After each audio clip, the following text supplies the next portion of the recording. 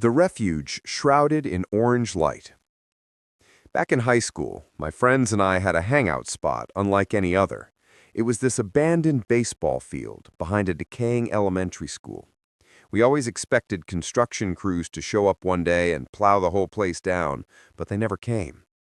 Maybe our town was too poor, but beyond that, the location was simply dreadful for real estate, built right along the edge of the thick, light-swallowing woods, far from most of the town. Essentially, it was the middle of nowhere. We loved the spot precisely because no one else did. Occasionally, someone would break into the school to tag some graffiti, and sometimes the cops would show up, but they never reached the field. It was a sanctuary for our group, especially for Tim, whose mom would call the police on him for any imagined reason.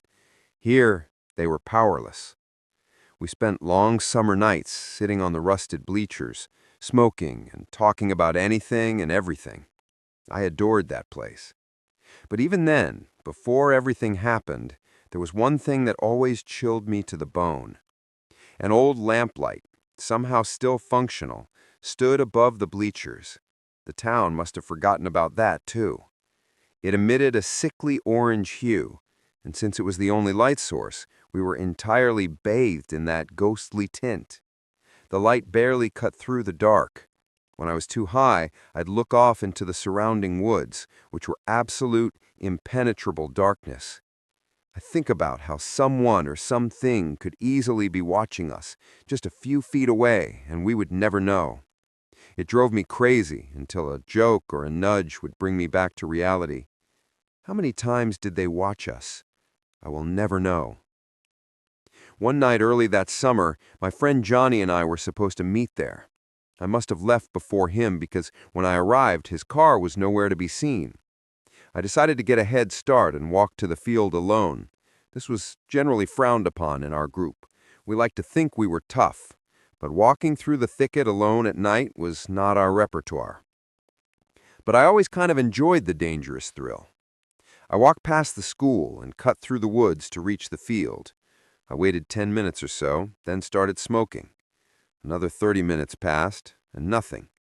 By this point, the thrill had completely worn off, replaced by a cold, sinking feeling in my gut. I decided to walk back to my car. I ended up jogging. That's how uncomfortable I felt. I texted him a couple of times, but he never answered. I sat in my car for another 10 minutes, then just drove home. When I woke up, he still hadn't texted back. I was annoyed, but didn't think much of it until later that day when my mom asked if I'd seen Johnny recently. I called all our friends. They knew as much as me. The last time we saw him was 2 nights ago, at the field. A day passed, then another. Soon enough, everyone in town knew. Frantic search parties began. My friends and I even joined a few, but we never found him. No one did. To this day, the body was never recovered. At the time, I tried to convince myself that he simply ran away. Johnny was an adventurous kid. He talked all the time about traveling the world, about how this town made him feel claustrophobic. But deep down, I knew he wouldn't leave like that. He would have at least left us a note, probably on the bleachers, where only we would find it. About a month later, I went back to the field, alone. I was so angry at the world that I didn't care if I got mauled by some lurking animal in the woods.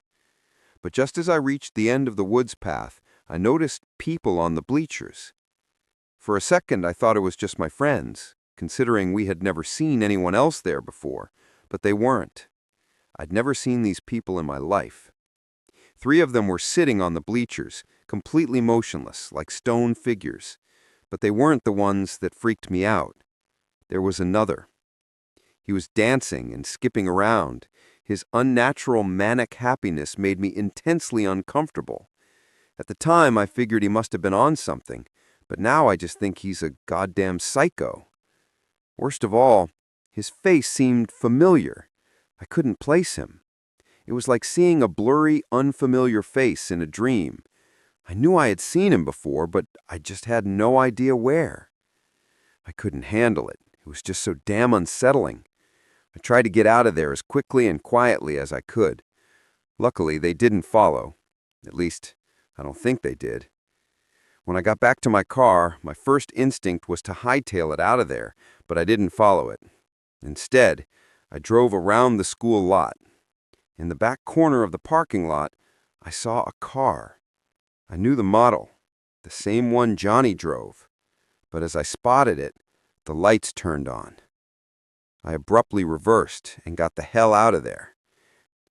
As summer went on, I couldn't get them out of my head. I told all my friends, and they agreed it was weird, but didn't think much of it. I even stopped going to the field because of them. On a late July day, feeling nostalgic and sad about Johnny, I decided to look at the yearbook to revisit some memories. That's when I found him. One of the janitors was in the background of a sports picture. As soon as I turned the page, I knew. The same face, the same hair. It was the dancing man. It had to be. I couldn't believe it. I told my friends, but they didn't know what to do. Eventually, I went to the cops. I'm pretty sure they thought I was crazy, but they still did a background check on the guy. At least, that's what they told me. They couldn't find a thing. Even his social security number led to nowhere. I tried to do some research myself, but found nothing. The man was a goddamn ghost. Near the end of the summer, I went back to the field with a few friends. I couldn't shake the feeling that I was being watched. Every time I looked into the abyss of the woods, I felt afraid. I longed for the feeling I once had there, but I knew it wasn't coming back. This place was no longer a home to me. When I left that night, I never returned. Near the end of the summer, I was at a Dunkin' Donuts. It was early, so I was pretty groggy until I saw him. The dancing man, the janitor. He looked exactly like him. At first, I thought my mind was playing tricks, but the longer I looked, the more convinced I became. Then he saw me and smiled. He hurried out of the store, and I followed, but one of his buddies was parked curbside at the exit. He rushed in and sped away before I could reach him. But what I saw horrified me more than anything else. The license plate of the car they were driving was the same as Johnny's. I knew it because he had a unique plate, 4-pack 207. It was the same car I had seen a month before. Then it clicked. That was Johnny's car. They had gotten a paint job, so I didn't notice back then, but I should have. I still beat myself up because of it. I never saw him again, or the car. Nowadays, it's all just a memory, one that I wish I could forget. Rest in peace, Johnny. The Chase in Tate's Hell. It was the summer of 2024, and my three buddies, Jake, Sam, and Marcus, and I were desperate for a break from our internship at the Kennedy Space Center. Weeks buried in rocket data had exhausted us, and as true star geeks, we craved a night under a pristine, unpolluted sky. Poring over light pollution maps, we zeroed in on a remote clearing deep in Tate's Hell State Forest, a swampy, desolate stretch of the Florida Panhandle. The name came from an old legend about C.C. Tate, a settler who vanished in the swamp in the 1800s, supposedly cursed. We dismissed it. Ghost stories were for kids. We just wanted stars. Our safe haven was an Airbnb, a cozy cabin near Apalachicola, about 30 miles from the forest edge. After work that Friday, we piled into my Tesla Model Y and Marcus's Mustang, loaded with blankets, snacks, and a telescope. No camping gear, as we planned to sleep back at the cabin. The 7-hour drive was grueling. We hit the Airbnb late, dropped our bags, grabbed a quick snack, and headed straight back out. The final stretch into Tate's Hell was brutal. Narrow dirt trails twisted through dense pines and murky, fetid wetlands. The air was thick with cicadas and the occasional sound of something squishing and splashing in the water. With zero cell service, we used walkie-talkies to stay connected between cars, their crackle and hiss cutting through the dark. Around 2 a.m., we reached the clearing, tired but buzzing. The sky was unreal. The stars were blazing as if close enough to grab.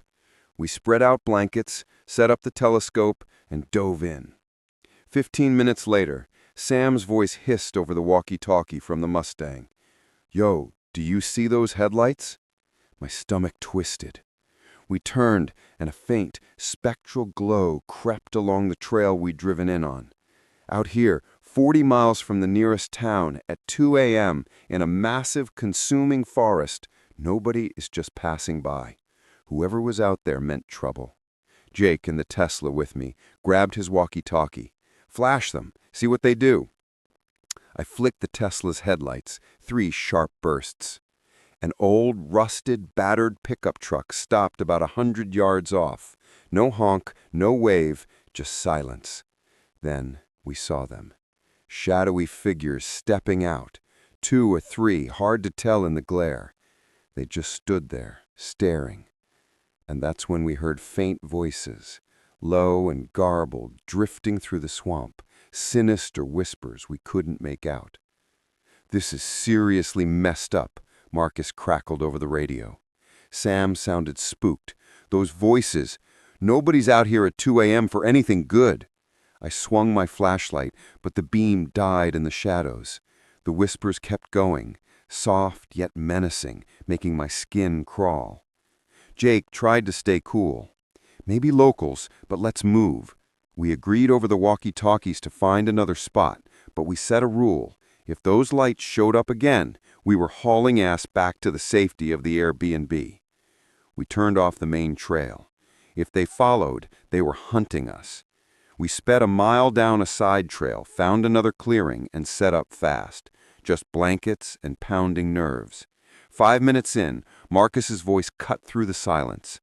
It sounded feverish. "They're back," he said. My heart sank. The same headlights sliced through the dark, much closer now. Then came the gut punch, an engine rev, a sound like a direct threat. Sam yelled, "Get us out now!" We scrambled into the cars. I floored it, the Tesla jolting over roots, the undercarriage scraping like claws. Those headlights glued themselves to us, the high beams blinding in my rearview mirror. Jake on the walkie-talkie, "Marcus, you good?" Marcus replied, "Barely, they're right there." We were 40 miles from help, just 4 young, essentially defenseless interns. At 2 a.m. in a place called Tate's Hell, you don't meet good people. I pushed the Tesla to its limit, Marcus close behind in the Mustang. The trail veered sharply, and for a second as we turned, the truck's taillights vanished. I prayed we'd lost them. But shortly after, they flared back into existence, as if they were toying with us, knowing we were trapped. We hit a fork, and I swerved left, hoping it led to the main road. The truck followed. Finally, after much more panic and stress, the dirt turned to pavement, and a faded highway sign appeared ahead. I glanced back, expecting those headlights, but they were gone. Marcus's Mustang pulled up beside us. We stopped on the shoulder, panting, just staring into the dark. All we heard now from the forest was the crickets and the crackle of our walkie-talkies. The drive back to the Airbnb was deadly silent. We stumbled into the cabin, locking the door, but even that sanctuary felt tainted after what we'd faced. Who were they? Poachers? Drug runners operating something shady? Or something tied to those whispers and the old Tate's Hell tales? At 2 a.m. in a place like that, nobody is out for a good time. The way they watched us, the way they chased us without rushing, it wasn't a prank. It felt like they wanted us to taste our fear. We never went back. We don't talk about it. Not at the Space Center, not anywhere. But when I'm driving those lonely Florida roads at night, a small part of me has permanently become hyper-aware. The Cursed Cave and the Uninvited Guest. In December 2023, I took a 3-week vacation to Japan. My family owns a hotel near the small mountain town of Kaga Onsen in the west of Japan. It was a large Japanese inn, or ryokan, built into the side of the hill next to the Daisho River.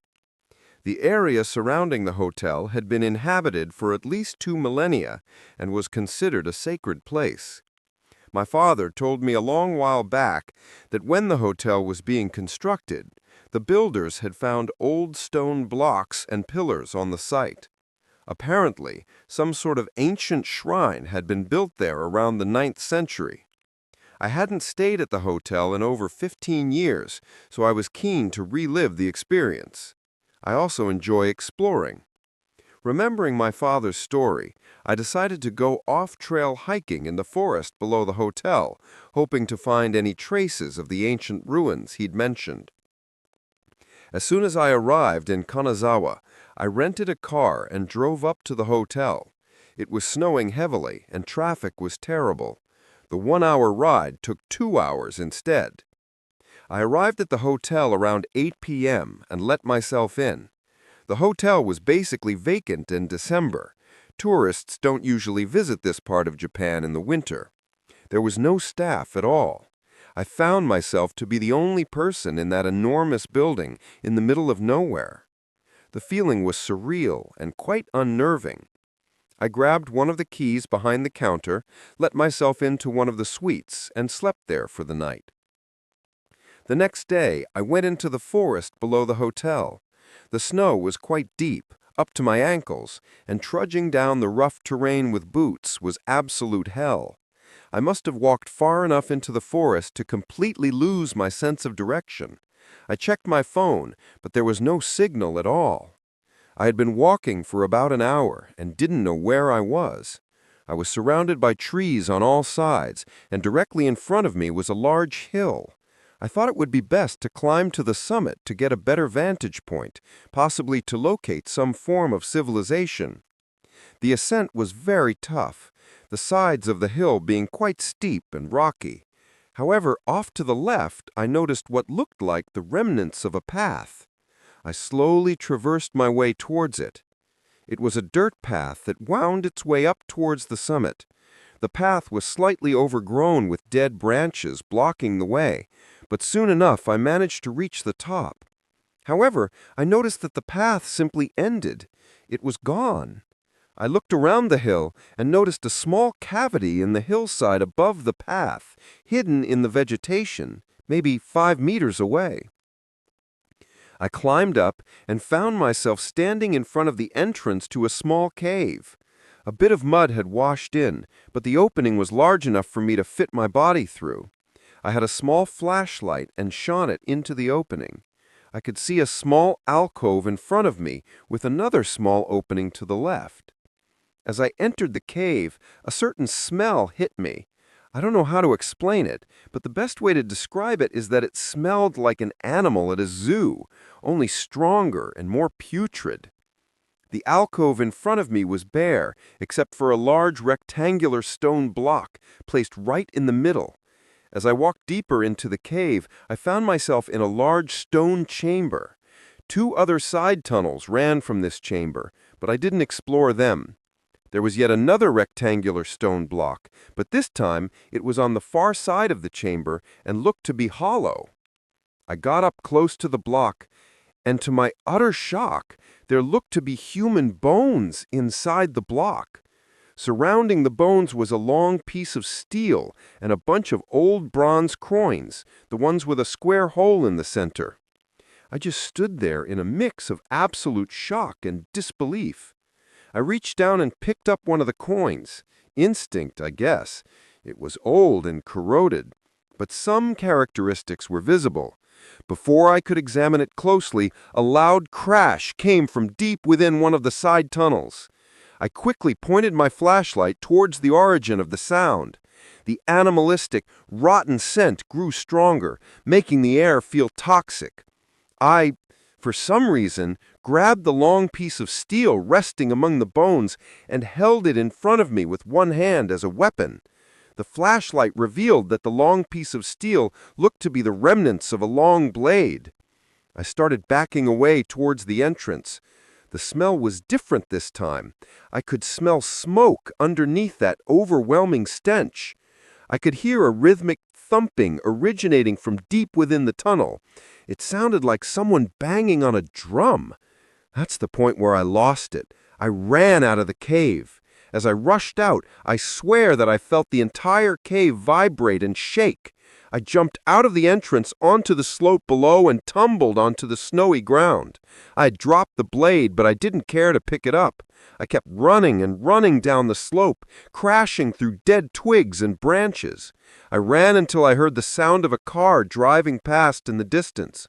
Soon enough, I found myself on the side of the road. I let out a sigh of relief as I collapsed by the roadside. I managed to flag down a passing car. The driver was reluctant to let me in, but after seeing how distressed I was, he did. Through some conversation, I found out that I was quite far from the hotel, about 4 miles. Soon enough, I arrived back at the hotel. I went back to my room, packed up everything, and got in my car. I did not feel safe being the only person in the hotel. I drove back to Kanazawa, where I stayed for the night. This story has a follow-up, though. When the hotel was up and running in February, I got a text from my father. He told me that someone had broken into the hotel through one of the first-floor windows.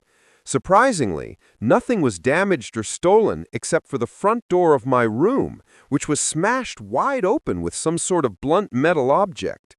I don't know if this is connected to my experience, but I am definitely not going to be staying at that hotel ever again.